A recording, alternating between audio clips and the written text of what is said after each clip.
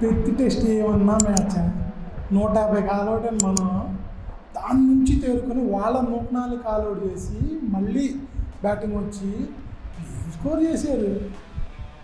జైస్వాల్ కానీ కోహ్లీ కానీ రాహుల్ కానీ ఆడుతుంటే ఇప్పుడే మనం న్యూజిలాండ్ మీద ఆడకపోయారు వీళ్ళందా అనిపించింది. అట్లా ఆడారన్నమాట. నిజంగా రాహుల్ని చాలా మెచ్చుకోవాలి. అందరూ 77 కాబట్టి రాహుల్ మర్చిపోతున్నారు. కానీ రాహుల్ చాలా ఇంపార్టెంట్ ఇన్నింగ్స్ ఆడాడు. కొత్త బంతిని ఎదుర్కొంటా ఓకే జైస్వాల్ ఆడుతున్నాడు, కానీ జైస్వాల్ సపోర్ట్ ఇవ్వాలి కదా యువతల. ఎవరు ఇవ్వకపోతే ఏం చేస్తారు? కొత్త బంతిని ఎదుర్కొంటా రాహుల్ ఆడిన తీరుంది. ఓపెన్ టెస్టులు ఇట్లా ఉండాలి కదా అనిపించింది అనమాట. నెక్స్ట్ మ్యాచ్లో తను ఓపెనింగ్ చేయకపోవచ్చు, కానీ ఓపెనర్ రూల్కి అది కష్టమైన పరిస్థితుల్లో ఓపెనర్ అంటే రావాలని చెప్పి ఇప్పుడు ఇది 10వ నిరూపించుకున్నాం రావాలి. ఇప్పుడు మళ్ళీ మనం ఒక్కొక్కరి ప్లేయర్ గురించి విడిగా ఉంటాము. ఎందుకంటే మ్యాచ్ చాలా జ్యూసీగా జరిగింది. ఈ జ్యూసీ మ్యాచ్ మనం లెక్కలు వేసుకుంటే ఫస్ట్ ఇన్నింగ్స్ వదిలేయండి. మేము ఫస్ట్ ఇన్నింగ్స్ అంతమంది మాట్లాడుకున్నాము. ఫస్ట్ మన బ్యాటింగ్ యావరేజ్, బౌలింగ్ బాగుంది, బ్యాటింగ్ యావరేజ్. కానీ సెకండ్ ఇన్నింగ్స్లో మిగతా వాళ్ళ గురించి చెప్పుకున్న తక్కువ ఉంటుంది. మనం సెకండ్ ఇన్నింగ్స్లో బ్యాటింగ్ గురించి మాట్లాడుకుంటే జైస్వాల్, రాహుల్, కోహ్లీ, నితీష్ కుమార్ రెడ్డి ఈ నలుగురు గురించే మాట్లాడుకోవాలి. మనం మిగతా వాళ్ళు ఫెయిల్ అయినందుకు కాదు, వాళ్ళు ఎందుకు ఫెయిల్ అయినా చిన్న కారణం కాదు అని నేను చెప్తాను. ఈ నలుగురు గురించి మాట్లాడుకుంటే జైస్వాల్ టెక్నిక్ ఎక్కడ వాడాడంటే ఫస్ట్ ఇన్నింగ్స్లో జైస్వాల్ అవుట్ అయింది, పిచ్ కొత్త అన్నీ ఉంటాయి, కానీ బంతిని అటాక్ చేయబడ్డాడు మొత్తం తన అలవాటు. ఎందుకంటే Jaiswal attacking player, defensive player కాదు. డిఫెన్స్ రాదని కాదు అనేది, కానీ డిఫెన్సివ్ మైండ్ సెట్తో ఆడే ప్లేయర్ కాదు, అటాక్ చేయాలని చూసే ప్లేయర్. అలాంటి వాడు అలానే ఆడేద్దామని చూస్తే పెర్త్లో ఆస్ట్రేలియా పిచ్లో కొత్త ఆస్ట్రేలియా బౌలర్ని ఎదుర్కొంటా అవుట్ అయిపోయాడు. కానీ సెకండ్ ఇన్నింగ్స్లో తను ఆడిన బాల్స్ చూడండి. కామెంట్రీలో ఎవరు సునీల్ గవాస్కర్ గారు కూడా చెప్పారు, తను ఐస్ కింద ఆడాడు బంతిని. అంటే తను బంతి దగ్గరికి వెళ్ళా, బంతి తన దగ్గర రానిచ్చాడు. బంతి తన దగ్గరకు వచ్చి తన బాడీ దాకా వస్తే అప్పుడు ఆడాడు. దానివల్ల ఏమిటంటే రిస్క్ ఉండదు, చాలా రిస్క్ తగ్గిపోయింది. బాల్ తన దగ్గరకు వస్తుంది, అప్పుడే తన దాన్ని ఇటు ఇటు అని అట్లా కొడుతున్నాడు. అంతేగాని తన బంతడు పడింది ఇలా వస్తుందని చెప్పి ఊహించి ముందుకు వెళ్ళట్లా. తను కనుక ముందుగా వెళ్ళాడు అనుకో ఎడ్జి తీసుకోవచ్చు, అనుకున్న లాగా బంతి రాకపోతే గాల్లోకి అవుట్ అవ్వచ్చు, ఎన్ని ఉంటాయి. అందుకని చెప్పి తను చాలా దాన్ని ఇలా చెప్పాలి కంట్రోల్ చూపించి తన స్వతహా ఆట ముందుకు దులికి బాధలను ట్రై చేసి వదిలేసి బంతి తన దగ్గరికి వచ్చేవరకు ఆగి అప్పుడు ఆడాడు. నేను చాలాసార్లు అనుకుంటాను అనమాట, ఇప్పుడు మనం న్యూజిలాండ్ చేతిలో మూడు మ్యాచ్ ఓడిపోయినప్పుడు కానీ ఎప్పుడైనా సరే ఒకళ్ళిద్దరు ప్లేయర్లు అవతల టీంలో బాగా ఆడతారు. వాళ్ళు ఏం ఆడుతున్నారా అంటే అదే చేస్తున్నారు. వాళ్ళు బంతిని అసలు ఎలా వచ్చిందని ప్రిడిక్ట్ కూడా చేయరు అనమాట, ప్రిడిక్ట్ చేయడానికి ట్రై చేయరు. ఎందుకు ప్రతి బ్యాటర్ కూడా అక్కడ నించున్నప్పుడు బంతిని ప్రిడిక్ట్ చేసి షాట్ ఆడడానికి ట్రై చేస్తారు. కానీ టెస్టుల్లో ముఖ్యంగా నిలబడ్డాడు ఒక ప్లేయర్ అంటే తను బంతిని ప్రిడిక్ట్ చేయడం ఆపేసాడు. అదే ఎక్కువ పర్సెంట్ ఉంటుంది. ఎవరో ఒక్కళ్ళిద్దరుంటారు అదృష్టవంతులు, వాళ్ళు మాత్రమే పిచ్చి బాగా అర్థమైపోయి అప్పుడు ప్రిడిక్ట్ చేసేసి కూడా ఆడుతారు. అలా కాకుండా ఎవరు అట్లా ఉండదన్నమాట. బంతి ప్రిడిక్ట్ చేయరు, వాళ్ళు చేయకుండా బంతి తన దగ్గరకు వస్తే ఆడతారు. బంతి కొంచెం అటు ఇటు అనేది తప్పిన ఆర్డర్ వదిలేస్తారు, అయితే లీవ్ చేసేస్తారు, లేదంటే దాని జోలు కూడా పోరు. తను ముందుకెళ్ళి ఆడాడు అంటే రిస్క్ ఎక్కువ కాబట్టి ఆ పనే చేయరు. చాలామంది అదే చేస్తారు, జైస్వాల్ కూడా అదే చేశారు. అది చేయడం వల్ల తనకి సక్సెస్ వచ్చింది. ఏదంటే తెలియని పిచ్చి కదా, ఇప్పుడు నేను ఎప్పుడు ఆడే పిచ్చాను, ఎప్పుడు నేను ఆడతాను అక్కడే అని చెప్పి ఇక్కడ పడి ఈ 8లో వస్తుంది ఒక ఐడియా ఉంటుంది.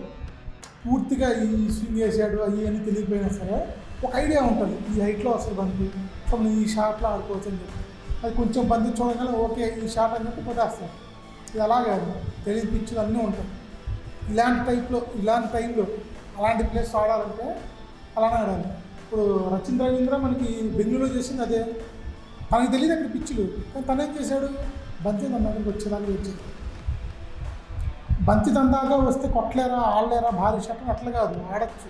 కాకపోతే బంతిని బట్టి టైం తీసుకొని టైం దొరికితే కొడతారు, లేదంటే కొట్టరు.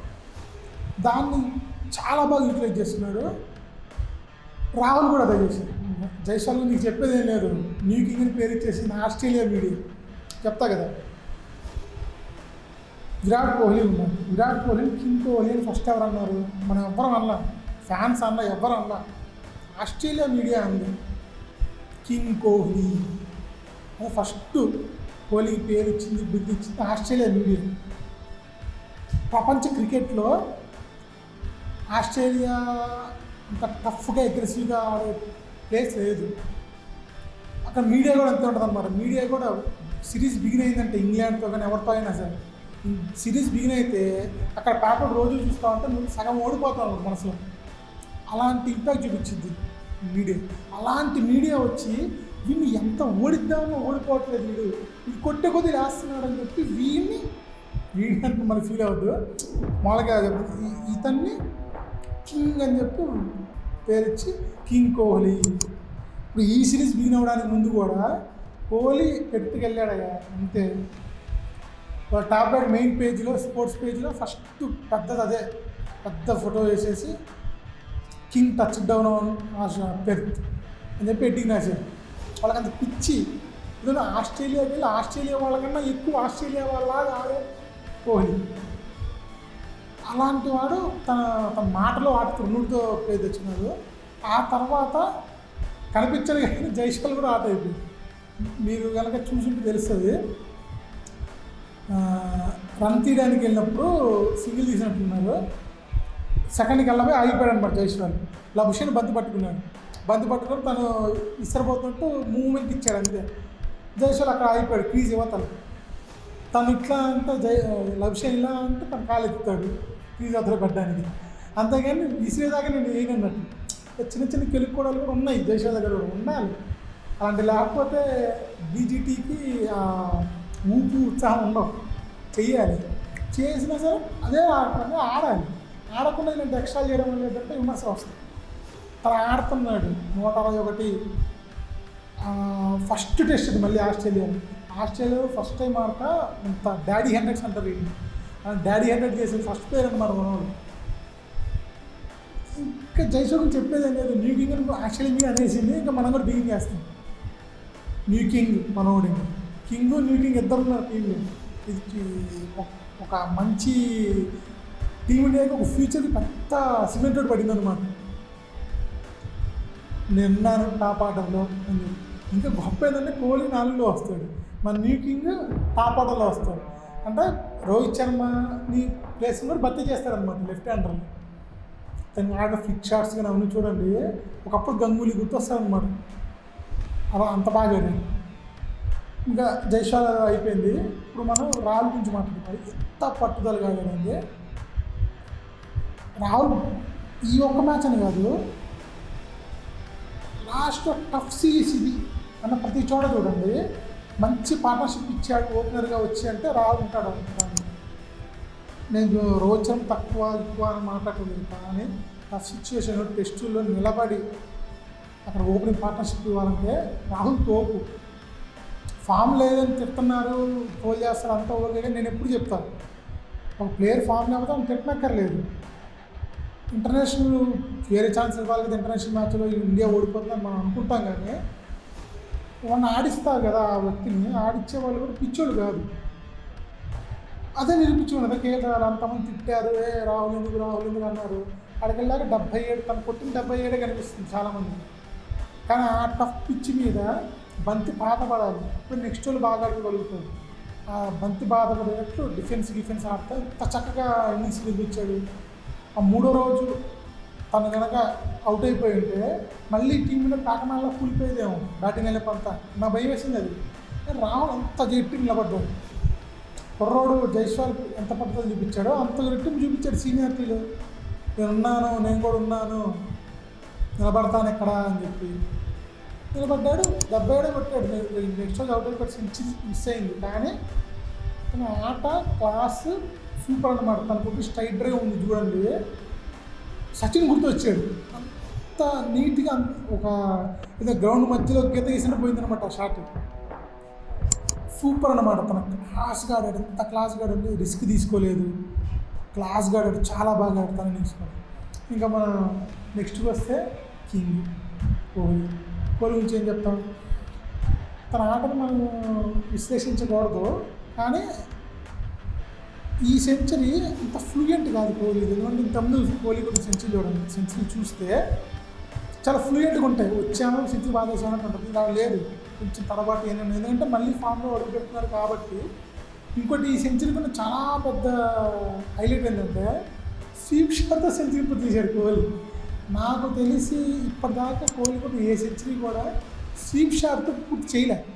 ఎందుకంటే స్వీప్ షాట్ కోహ్లీ మ్యాక్సిమం వాడు తన ఇంట్లో ఎనపెట్లో దాపెట్టేస్తుంటాడు అన్నమాట. స్వీప్ షాట్ ఉంది తన దగ్గర, కానీ వాడు బ్యాక్ ఫుట్ వేసి ఇలా కొట్టడం, స్పిన్నర్లు అని చెప్పేసి పిన్ వేస్తే బ్యాక్ ఫుట్ వేసి ఇలా కొట్టడం, ఫ్రంట్ ఫుట్ వేసి ఇవే చేస్తారు. కానీ స్వీప్ షాట్ అనేది కోహ్లీ వాడడం చాలా చాలా చాలా చాలా అరుదు. ఈ మధ్య బాగా వాడుతున్నాడు అది. నేను అది కూడా వాడతాను అని చెప్పి చూపించాను కదా. అది ఎగ్జిక్యూటివ్ కూడా చాలా బాగా వస్తుంది. అని అంతా చేసింది. సెంచరీ అవగానే డిక్లరేషన్ ఇచ్చారు. అంత ముందే డిక్లేర్ అనుకుంటున్నారని కనిపించింది అనమాట. ఎందుకంటే బుమ్రా తన హ్యాండ్ గార్డ్ తీసేసాడు, అయిపోయింది మ్యాచ్, తన సెంచరీ ఎవరు తీసే ఆపేద్దాం, డిక్లరేషన్ ఇచ్చేద్దాం అని చెప్పి కూర్చోన్నాడు బుమ్రా. అది మనకు కనిపించింది. నితీష్ కుమార్ కోహ్లీ సెంచరీ గురించి మనం ఇంకా మాట్లాడుకోవచ్చు. 81 దిగినదంటే ఇక టక అకౌంట్ బిగిన్ చేసుకోవాలి. మిగతా 19 మిగతా 10 కౌంట్ బిగిన్ చేసుకోవాలి. నాకు తెలిసి ఈ సిరీస్లోనే ఫస్ట్ మ్యాచ్ సెంచరీ కొట్టాడు కాబట్టి మిగతా 4 3 వేసుకోండి. 3 వేసుకుంటే అయ్యాయి కదా. ఎట్లా ఉంటుంది నెక్స్ట్ ఇంగ్లాండ్తో ఆడతాం, అప్పుడు ఏమైనా ఉంటాయి. ఊపు ఆగలేదు ఇంకా ఫ్యాన్సీ కానీ ఎవరికైనా కానీ. కోహ్లీ కూడా ఆగకూడదు. నేను అదే అంటే కోహ్లీ ఊపు ఆగకూడదు, మాట్లాడి సెంచరీ కొట్టాలి. అదే నా ఆశ కూడా. నెక్స్ట్ చూద్దాం. ఇంకా మనం చాలా బాగా మాట్లాడుకోవాల్సింది నితీష్ కుమార్ గురించి. మళ్ళీ ఎవడంటే బాగా ఎవడండి వాడు T20 ఆడుతున్నాడు. రిషబ్ పంత్ చూసి T20 ఆడతాడు టెస్ట్ అనుకుంటే రిషబ్ పంత్ మించిపోయాడు. 11 బంతులు 27 కొట్టాడు, 3 4 కొట్టాడు ఒక ఓవర్లో. ఈ T20 IPL ఆడట్లేదు కూడా చెప్పాల్సి వస్తుంది గొడవడికి.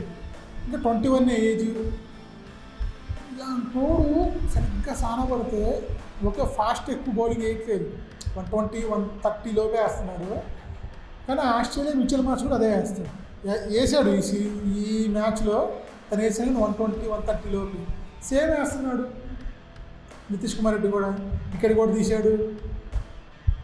బ్యాటింగ్ మార్చ్ కన్నా 100 రెట్లు మార్చ్ ఆడుతున్నాడు, కానీ బాగా వేస్తున్నాడు ఇక్కడ నితీష్ కుమార్ రెడ్డి. మాటలు లేవు, బంతి నేను కొంత అన్నట్లుందనమాట. ఆ కాన్ఫిడెన్స్ నేను చెప్పేది. అది రిస్కే. టెస్టుల్లో రెడ్ బాల్తో అలా బాగా ట్రై చేస్తే అవుట్ అవ్వచ్చు. కానీ కాన్ఫిడెన్స్ చూసారా, నేను కొడతా, నేను 6 కొడతా ఇవన్నీ అని. ఆ కాన్ఫిడెన్స్ కేఎస్ భరత్ చూపించలేకపోయాడు. కేఎస్ భరత్ సిరీస్ అంతా ఛాన్స్ ఇచ్చారా, ఏం చేశాడు? వికెట్ కీపింగ్ బాగుంది కేఎస్ భరత్ది, కానీ బ్యాటింగ్ వచ్చేసరికి అట్టర్ ఫ్లాప్ అయింది. నెక్స్ట్ బిగ్ థింగ్ అవుతాడు, ముఖ్యంగా ఒక తెలుగోడు టీమ్ మీద ఆడతాడని చెప్పి హ్యాపీ ఫీల్ అయితే ముంచేశాడనమాట. అస్సలు టెక్నిక్ లేదు. అంటే తన టెక్నిక్ లేదు కదా, తన టెక్నిక్ బాగలేదు, ఇంటర్నేషనల్ స్టాండర్డ్కి ఉపయోగపడలేదు. దాంతో తెలుగోడు సరిగ్గా ఆడరు అనేది సోషల్ మీడియాలో వచ్చే టైంలో తిలకవరం వచ్చి ఇట్లా కాదు, ఎవరో ఒకళ్ళు చిన్న ప్రాబ్లమ్స్ వస్తాయి, మళ్ళీ వస్తారు అన్నట్టు నేనున్నా కదా, నన్ను చూడు, నేను తెలుగుని ఎట్లా ఆడతాను చూపించాడు. T20లో టెస్టుల్లో మనవాడు బాగా వస్తున్నాడు. మర్చిపోయా, ఆస్ట్రేలియా ఛానల్కి ఇంటర్వ్యూ ఇస్తా చెప్పాడనమాట నితీష్ కుమార్ రెడ్డి. ఫస్ట్ క్లాస్లో ఈ టాప్ స్కోర్ ఎంత అంటే 422 అని. అర్థం చేసుకోండి, 422 కొట్టే కూర్చొని ఉంటే తనలాంటి టీం ఇండియాలో సెంచరీ కొడితే చాలు కదా, సెంచరీ కొడితేనే మ్యాచ్ గెలుస్తాం మనం. ఎలా ఉంటుందో ఊహించుకోండి. ఇక బౌలింగ్ గురించి కూడా మాట్లాడాలి, కాకపోతే ఈ వీడియో పెద్ద అయిపోతుంది. బౌలింగ్ గురించి నేను నెక్స్ట్ వీడియోలో మాట్లాడతాను. అప్పటివరకు